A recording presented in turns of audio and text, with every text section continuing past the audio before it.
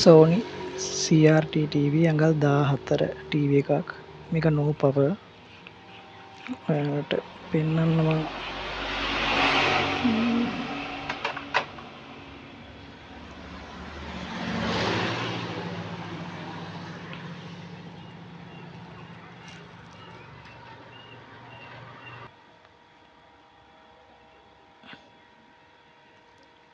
කිසිම ලයිට් එකක් පේන්නේ නැහැ.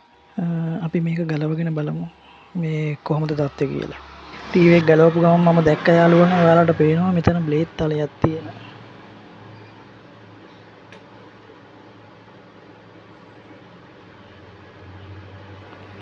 මේකත් තියෙද්දි තමයි ටීවී එක මෙච්චර කලක් වැඩ කරලා තියෙන්නේ. ටිකක් සුද්ධ කරගෙන ඔයාලට වීඩියෝ එකකින් එන්න යාළුවනේ. ඊට පස්සේ ඔයාලා කරන්න ඕන එක ප්‍රොබ් එකක් මේ ප්ලග් එකට තියාගෙන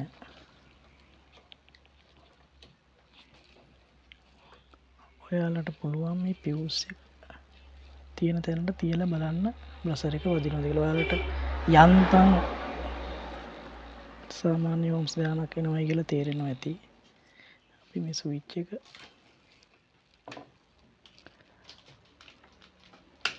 ඕෆ් කරලා නැවත ඔන් කරනවා. ඒත් ඒ ගානමයි එන්නේ. අනිත් එකට තියෙනවා. එතකොට බස්සර් එක වදිනවා. ඒ කියන්නේ ඒ ලයින් එක පියුස් එකේ දෙපැත්තටම නිකන් එනවා. හරිද? කලින් ප්‍රොබ් එක අපි නැවතත් තියාගන්න ඕන මේ වයර් එකේ එක කෙලවරකට. ඒ කියන්නේ මේක ඒ වයර් එකත් වැඩ කරනවා. වයර් එක හොඳයි. ඒ වයර් එක හොඳයි. දැන් අපි බෝඩ් එක එහා පැත්ත පෙරලාගෙන තමයි ඉතුරු ටිකට දිගට යන්න ඕන. හරි අපි ආයිමත් මේ වයර් එකට ප්‍රොබ් එක තියාගෙන අපි මේ පැත්තෙනුත් තියලා බලමු ස්විච් එකට. මේ තමයි ස්විච් එකේ කණු 4. අපි එක ලයින් එකකට තියලා බලමු. හරි. එතෙන්ට ඒ වයර් එක පාස් වෙනවා. ස්විච් එකෙන් එහා පැත්තට පාස් වෙන්නේ මේ පැත්තටමයි. හරි. මේ පැත්තට තියුවන් ඒ පාරම පාත් එකම සම්බන්ධතාවයක් තියෙනවා මේක. ඒකට මෙතන ස්විච් එකේ ගැටලුවක් නෑ. අපි එහෙම්මම අනිත් වයර් එකටත් තියාගෙන මෙතෙන්ට බ්‍රෂර් එක තියුවා ප්‍රොබ් එක තියුවම බ්‍රෂර් එක වදිනවා. මෙතෙන්ට තියුවත් බ්‍රෂර් එක වදිනවා. ඔයාලට පේනවා. හරි. එතකොට අපිට මේ වයර් එක අතාරින්න පුළුවන්. හරි. දැන් අපි ස්විච් එක ළඟ ඉඳලා ඊගාව අදියර බලන්න ඕන මෙතන රෙක්ටිෆයර් ඩයෝඩ් එක ළඟට. බ්‍රිජ් රෙක්ටිෆයර් එක තියෙන්නේ මෙතන. අපි එතෙන්ට එනකම් බැලුවම ඇති. සාමාන්‍යයෙන් අපි මේ අතර මාර්ගයේ තවත් කෑලි තියෙනවා. ඒව අවශ්‍ය නැහැ අපිට එකින් එකට චෙක් කරන්න. අපි මෙතෙන්ට බලපු ගමන් අපිට එතෙන්ට එනවද කියලා දැනගත්තා නම් ඉතුරු ටික බලාගෙන යන්න පුළුවන්. අපි මේ ප්‍රොබ් එක තියාගන්න ඕන මේ පැත්තට. මෙතෙන්ට තියාගත්තත් හරි අපි මෙතෙන්ටම තියාගෙන මේ ප්‍රොබ් ඩයෝඩ් එකේ මේ තමයි AC in pin දෙක. මේ දෙපැත්තේ තමයි මෙතනයි තමයි තියෙන යාළුවනේ අවුට්පුට් එක. අපි ඉන් එකට තියනවා බලන්න. එතනට එන්නේ නැහැ. හරි ඔයාලට පේනවා අනිත් ප්‍රොබ් එකට එනවා. එතකොට අපි මේ ප්‍රොබ් එක ආයි මෙතෙන්ට තියාගන්න ඕන. මේක මෙතෙන්ට තියාගන්න ඕන. තියාගෙන ඒ රෙක්ටිෆයර් එකේ අනිත් පැත්තේ පින් එකට තියන්න ඕන. ඔයාලට පේනවා බ්‍රෂර් එක වදිනවා. ඒ කියන්නේ එතනට එනිකන් මේ අතරතුරේ ඩැමේජ් එකක් නැහැ. ප්‍රශ්නයක්. අපි බලමු ඒ රෙක්ටිෆයර් එකෙන් අවුට් පැත්තේ කොහොමද චෙක් කරගන්නේ කියලා. හරි ඔයාලට පේනවා ඇති යාළුවනේ මෙතන තමයි මේන් කැප් එක තියෙන්නේ. මෙතන තමයි මේන් කැප් එක තියෙන්නේ. අපි මේකට අත තියන්න කලින් අපි ෆිලමන්ට් බල්බ් එකක් අරගෙන අපි මෙතන වෝල්ටේජ් එකක් තියෙනවා නම් ඒක ඩිස්චාර්ජ් කරගන්න ඕන. මොකද වැඩ කරන්නේ නැති පවර් සප්ලයි වල වැඩ කරන්නේ නැති පවර් සප්ලයි එකක් නිසා මේක දැනට අනිවාර්යයෙන්ම මේක ලෝඩ් වෙනවා බොහෝ විට. අපි බලමු ඒක තියෙනවා නම් ඒ වෝල්ටේජ් එක අයින් කරගන්න ඕනේ යාළුවා.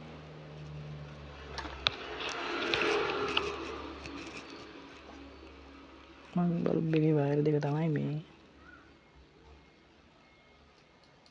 එතනට වෝල්ටේජ් එකක් නැහැ යාළුවනේ. ලෝඩ් වෙලා තිබිලා නැහැ. අපි කරන්ට් එක ඉස්සෙල්ලා සම්බන්ධ කරපු වෙලාවේ වෝල්ටේජ් එකක් එතන ලෝඩ් වෙලා නැහැ. අපි DC හයි වෝල්ටේජ් එකට දාගෙන ප්‍රොබ් දෙක තියලා බලමු එතනට වෝල්ටේජ් කීයක් හරි පෙන්වනවද කියලා. නිකන් හරි. ඔයාලට පේනවා දශමයක්වත් නැහැ. ඩයෝඩ් මෝඩ් එකට දාගෙන ඔයාලට පුළුවන් මල්ටිමීටරේ ප්‍රොබ් එක මේ දෙකටම තියන්න. මෙහෙම තියුවම වැලියු එකක් පෙන්වන්න ඕන සාමාන්‍යයෙන් 400 450ට වගේ ඕම්ස් වෝල්ටේජ් වැලියු එකක් පෙන්වුවට කමක් නැහැ. අපි දැන් මේ ප්‍රොබ් දෙක මාරු කරන්න ඕන. මේ පැත්තට යාළුවනේ ප්‍රොබ් එක දුවන්න බෑ. නවතින්න ඕන. දුවල ඉවර වෙලා මීටරේ නවතින්න. හරි. ඔයාලට පේනුණා මේක නැවතුණානේ දුවලා. ඒ කියන්නේ පවර් සප්ලයි එකේ ෂෝට් එකක් කිසිම ෂෝට් එකක් නැහැ. මේ පවර් සප්ලයි එක අනිවාර්යෙන් ඔන් වෙන්න ඕන. අනිවාර්යයෙන්. මම නෙගටිව් පින් එක ප්‍රොබ් එක සම්බන්ධ කරගෙන තියෙන්නේ ග්‍රවුන්ඩ් එකට. ග්‍රවුන්ඩ් එකට සම්බන්ධ කරගෙන තියෙන්නේ. මම දැන් සප්ලයි දෙනවා.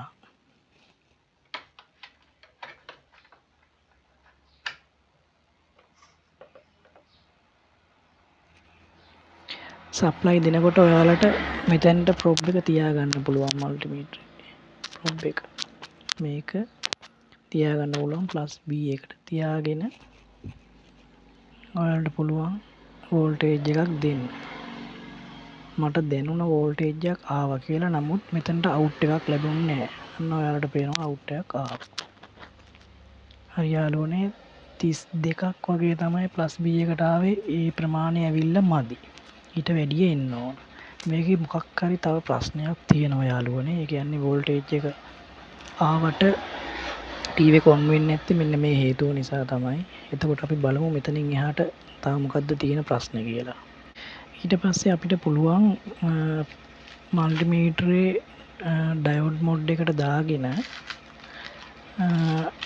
මේ ප්‍රොබ් දෙකම අරගෙන මේ ඩයෝඩ් එකේ මේ පැත්ත තමයි යාළුවනේ ප්ලස් පැත්ත.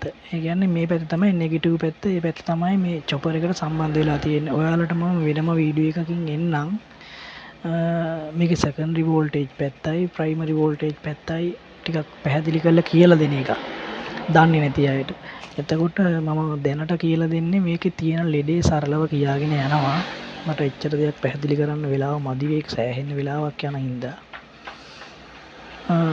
මේ පැත්ත තමයි යාළුවනේ ඩයෝඩ් එකේ ප්ලස් පැත්ත. ඒ කියන්නේ අවුට් වෙන පැත්ත. මේ පැත්ත තමයි අපි AC එකට සම්බන්ධ කරන පැත්ත. මේ චොපර් එකේ මේ ප්‍රොබ් දෙකෙන් තමයි අපිට +B හැදෙන්නේ.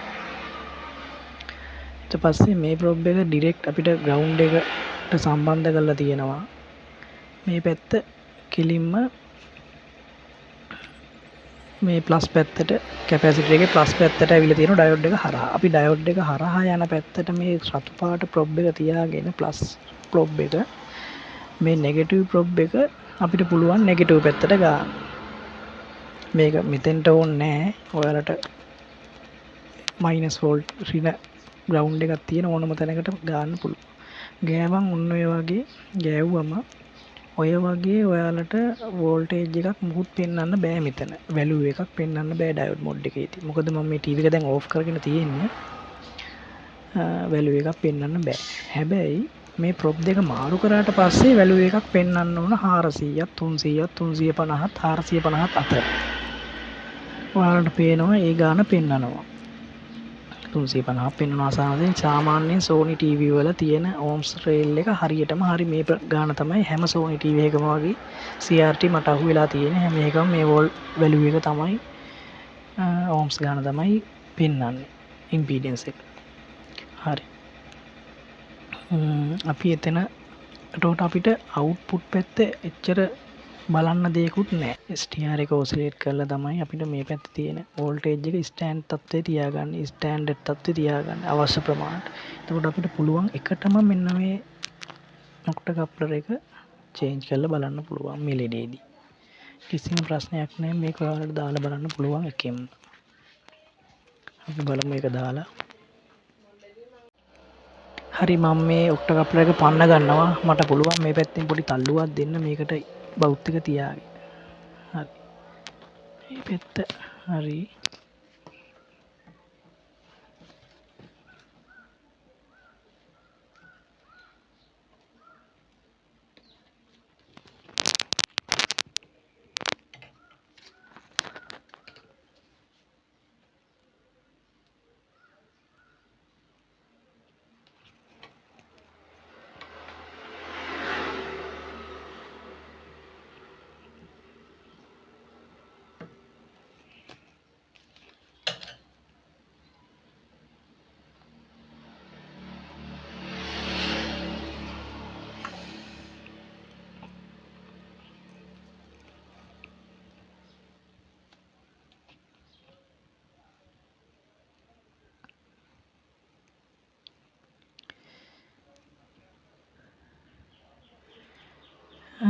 කැමරෙකට නම් මේක වැලියු එකක් පේන එකක් නැහැ 123 තමයි තියෙන්නේ යාළුවනේ. හරියටම මේ නම්බර් එකම දාගන්න පුළුවන් නම් ගොඩක් හොඳයි. මොකද 817 සමහරක් ඒවට වැඩ කරන්නේ නැහැ හරියටම.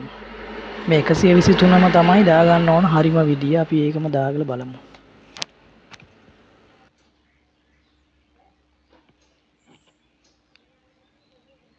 මම ආයිමත් වෝල්ටේජ් මේ කරන්ට් එක දෙනවා යාළුවනේ.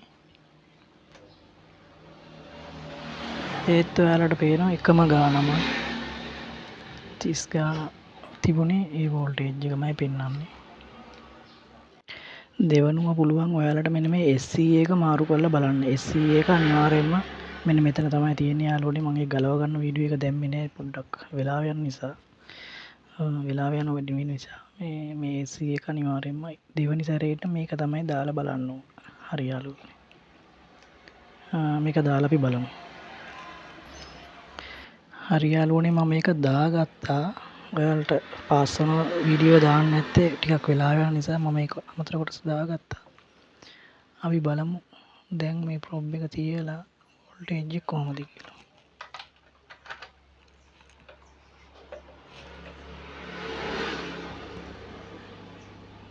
ඔයාලට පේනවා ඒ අමතර කොටසෙත් දෝෂයක් නැහැ.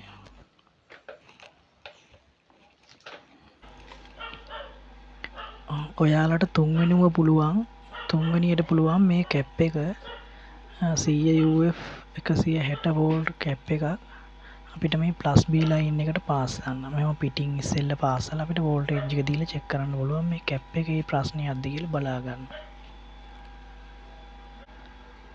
හරි මම මේ කැප් එක පාස් කරගත්තා. අපි බලමු දැන් වෝල්ටේජ් එකක් දීලා ප්ලග් කරගෙන බලමු. හරි යාළුවනේ ඔයාලට පේනවා ඒත් වෙනසක් නැහැ.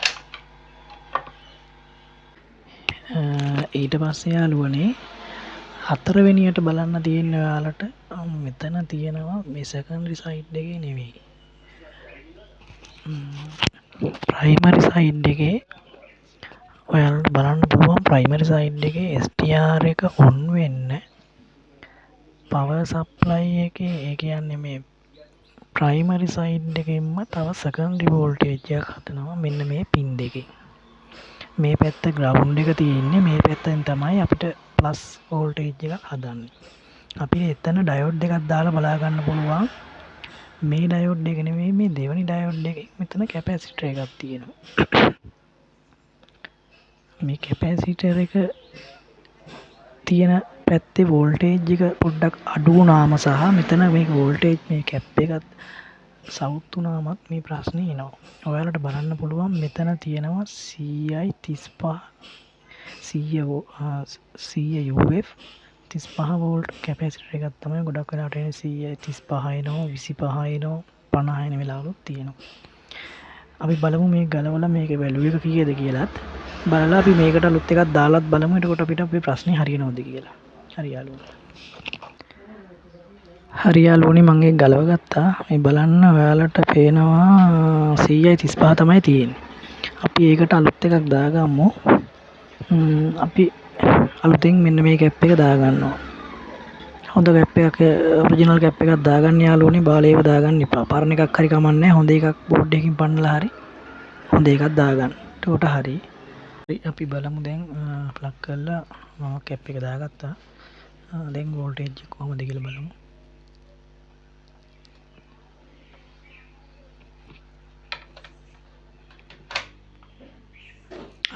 very good. වැඩි හරි ගියා. ඔයාලට පේන 136ක් එනවා, 135යි ගාන 136ක් වෙනවා. හරි. වැඩේ නම් සාර්ථකයි. මම මෙතනින් එහාට මේක හයි කරගෙන වීඩියෝ එකකින් එන්න. ඔන්න යාළුවනේ ටීවී එක හයි කරගත්තා. මේ අපි බලමු ටිකක් හයි කරගත්තා කියන්නේ කේසින් එක හයි කරේ නෑ, මම බෝඩ් එක දාලා ඒ ටික හයි කරගෙන තියෙන්නේ. අපි බලමු කරන්ට් එක දීලා කොහොමද කියලා. ඔන්න යාළුවනේ ටීවී එක මම ඔන් කරා. පොඩ්ඩක් බලන්න. හරි. ඔයාලට පේනවා ඉතා සාර්ථක වැඩේ අවසන් වෙලා තියෙනවා. ඔහොම තමයි යාළුවනේ ලේසියෙන්ම ටීවී එකක් රිපෙයාර් කරගන්නේ. ඔයාලට ඉදිරියේදී සංකීර්ණ ලෙඩ ගේන්නම්. මේක ඉතින් සාමාන්‍ය කොමන් ප්‍රශ්නයක් වගේ තමයි. හරි යාළුවනේ, නම් ගිහින් එන්න. සුබ දවසක්.